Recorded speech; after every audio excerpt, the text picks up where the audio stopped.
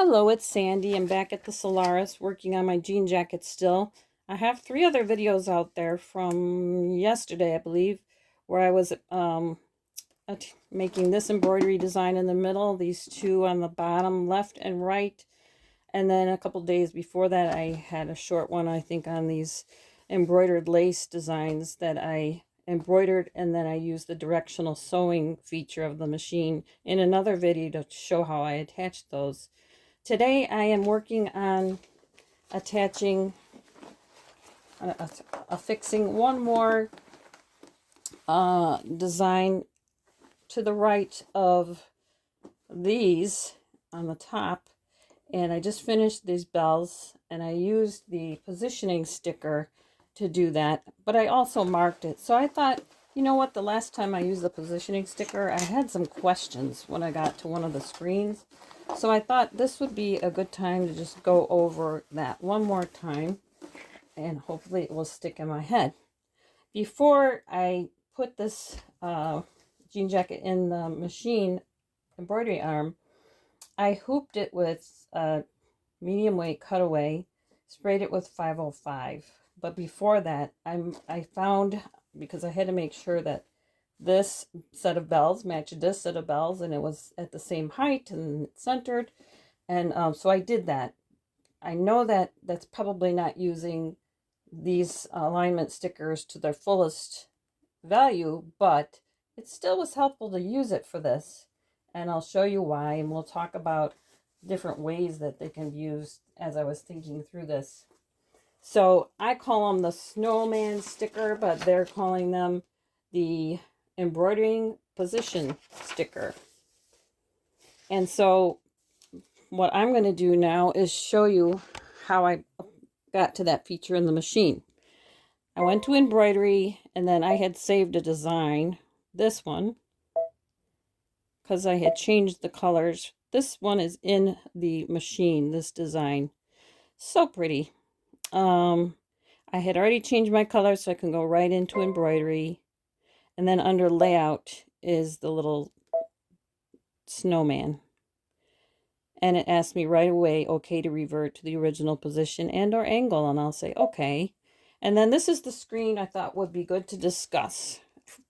All of these marks are where you can pick the reference point of where the design will stitch. And so what I'm doing, because I've already decided I want it in the center. I want it to stitch out from that large, they say put the large circle. Let me make sure you can see both areas. Over here, this large circle, when you're laying it down, to put the large circle at the center of the design marking. And so, or the center of the design if you know what it is and you're not marking. You don't always have to mark like this, I don't think, because if you're just doing something kind of ad hoc where you don't have to be so picky about the placement like I've had to be in this one, you can probably just put that down there and tell, work with the machine features to have the item stitch out and be aligned. But mine has to be precise, so I already know I'm going to pick this one over here. But like this one, let's start with this one. If I press this one, what it will do is it will look at that point as the center, and it will center everything out from there. But you have to make sure that you have enough fabric in your hoop, or a large enough hoop is what I meant to say, for it to stitch out, or you'll get an error message. Same with this way. It's going to look this way to make sure you've got enough room in your hoop to do the stitching centered that way. And all of these, it's pretty cool. I don't know when I would use all of these, but I've seen some people use them like for towels. If you want to, like, just stitch from this point down and center it, it will look down to make sure you've got enough room in your hoop for the design to stitch and for it to be centered. So that's what I know about this screen. I'm going to go back to using this one because that's the center point. But these are all called, they're calling them reference points. So you pick a reference point and you go from there. I was trying to pick all different kinds of reference points, and because I only have a 4x4 hoop, I was getting error messages because I can show you, it'll scan it. And then over here, just watch over here and then watch the error message. So it scans it. And what it's trying to do is find that sticker and then place the design centered and to the right. So I think it will find the sticker, but it says the pattern extends out of the pattern area. Change the position of the pattern and scan the new area. So it's that smart. Even gave me a sad face. So we could do another one. How about the top down? See, I've got mine a small hoop, so it's probably going to give me the same message. But just to give an idea.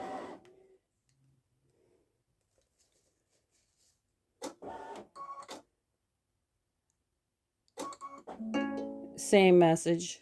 Pattern exceeds outside the area. So I'll go back to here. I'll pick that one and I'll be good. It will scan it. I'll say okay.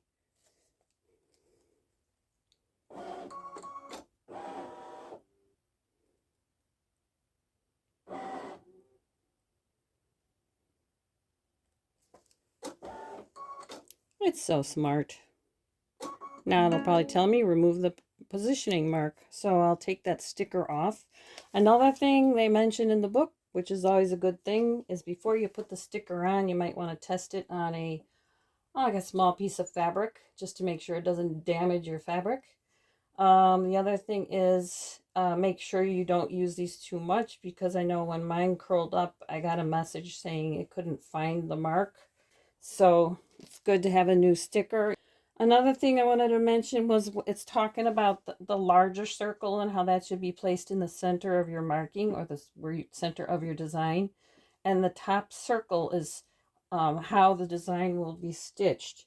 You try to make sure that the smaller circle is on top. And it says the angle of the pattern depends on the angle at which the embroidery sticker is fixed. In order to change the angle at which the pattern will be embroidered, put the embroidery position sticker at the desired angle. So if I wanted to, I could put the snowman at an angle and have it stitch out. I mean, that's cool if you're just kind of doing like a free form kind of embroidery, but this one's real precise, so I can't really do that. So what I can do, I'll just say okay here. If I really want to check things like on this machine, I can use the projector.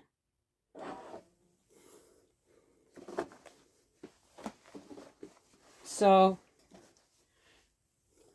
let's see if you can see it over there. But yeah, and it's projected right over. You know, everything looks good. If I wanted to, I could check it against here just one more time. Yeah, it looks very similar.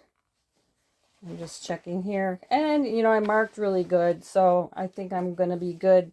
But that's one great thing about the projector. This machine is so awesome. It took me forever to get it. I'm so glad I did. The Solaris 3. It's actually the same as a Vision, but it was upgraded from a 2 to a 3. But it does all the same things as a Vision. So it's an awesome machine. So anyway, I just wanted to share that with you. So that's it for now. Thanks for watching.